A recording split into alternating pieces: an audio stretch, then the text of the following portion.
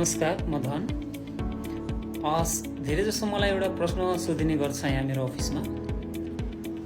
आज दुबईमा विभिन्न नेसनालिटीहरूले चाहिँ नै प्रपर्टीमा लगानी लगाइरहेको हामी देख्छौँ।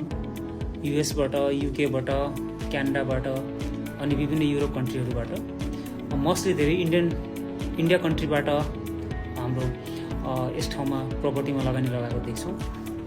तर मेरो अफिसमा एउटा प्रश्न सोधिन्छ कि तिम्रो नेपालबाट यहाँ प्रपर्टीमा लगानी लगाउने कोही पनि छैन? मैले भन्छु थाहा छैन, जबकि हाम्रो देशको हाम्रो नेपाली दाजुभाइहरू विभिन्न ठुल्ठुला कन्ट्रीहरूमा हुनुहुन्छ, जस्तै युएसमा, युकेमा अनि अस्ट्रेलियामा। तर थाहा छैन मलाई किन उहाँहरूले अहिलेसम्म दुबईमा प्रपर्टीमा लगानी लगाउनु भएको छैन।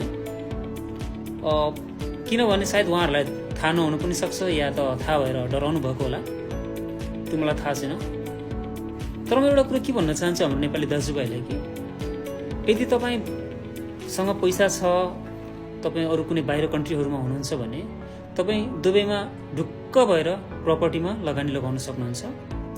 किनभने यो संसारको सबैभन्दा सुरक्षित देशमा पर्छ र यो दुबई संसारको सेन्ट्रल हब पर्छ, जहाँ मानिसहरू आएर विभिन्न देशहरूबाट यहाँ लगानी लगाउने गर्छन् अनि यहाँबाट आयात निर्यात गर्नु पनि सजिलो छ हरेक कुराहरू।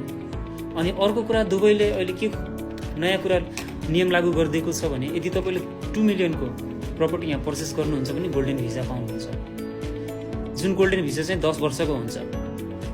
त्यस कारणले अहिले दुबईले विभिन्न स्किमहरू दिइरहेको छ, जहाँ तपाईँले प्रपर्टी किन्दा या बेच्दा तपाईँले चाहिँ ट्याक्स तिर्नु पर्दैन।